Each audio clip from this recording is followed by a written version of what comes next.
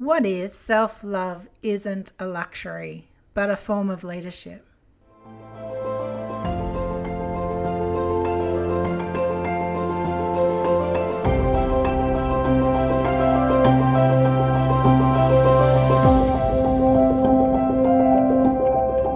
In this reflection, I explore how self-love becomes both mirror and flame.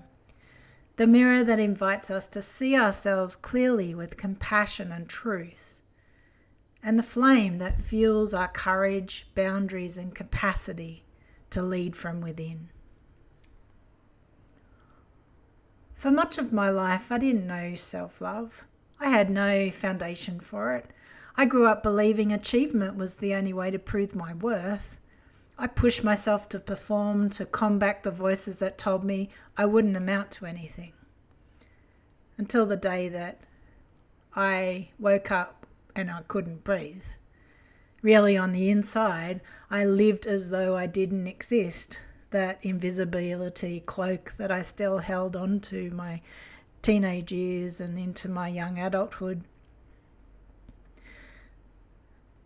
7 o'clock, I went into a meeting in the police centre and met with my police boss. He told me my breathing doesn't sound right. I really needed to go to see a doctor or go to the emergency immediately. After 20 minutes in the conversation, he literally stopped us and said, "No, you got to go now."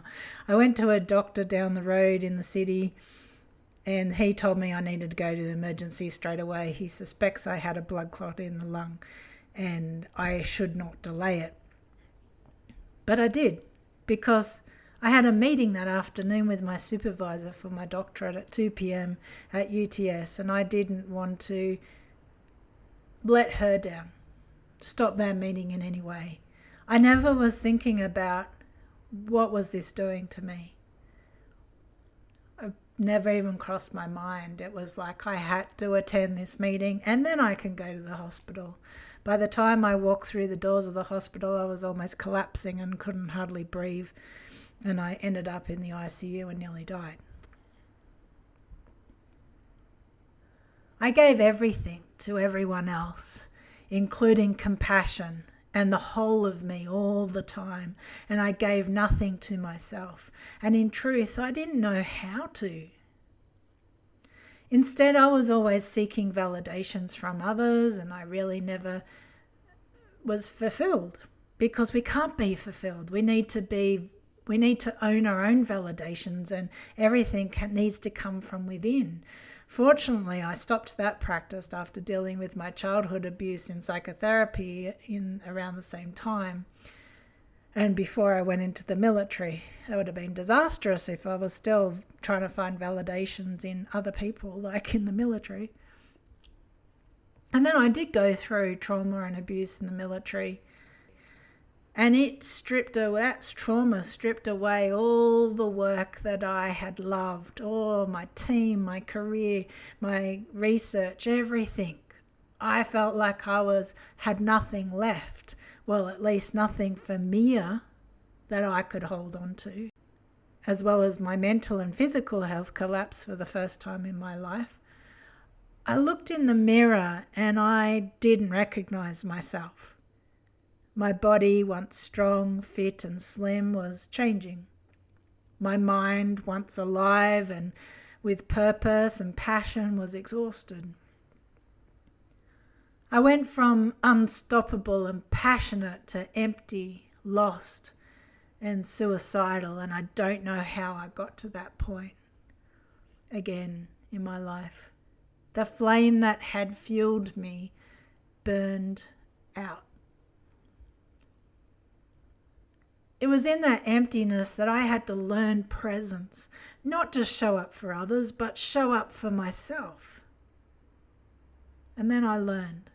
Self-love became the radical act of survival, and then the radical act of leadership. To sit with myself and to acknowledge my body, what's going on inside me, listening to my breath, to my truth. That was the beginning of rekindling the flame, being present with myself. Self-love is not indulgence. It is leadership. It is the mirror that shows us who we are and the flame that fuels who we can become. When we reclaim self-love, we restore not only ourselves, but the communities and the systems that we touch. This is how we lead, from within. I invite you to look into your own mirror. Notice what truth and compassion are asking of you.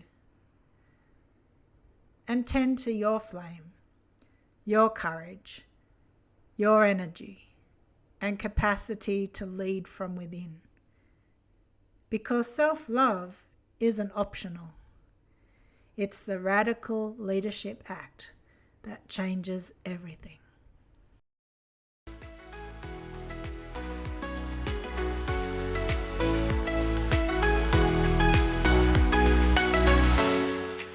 Dr. Mel Baker, and this has been your voice note from the soul.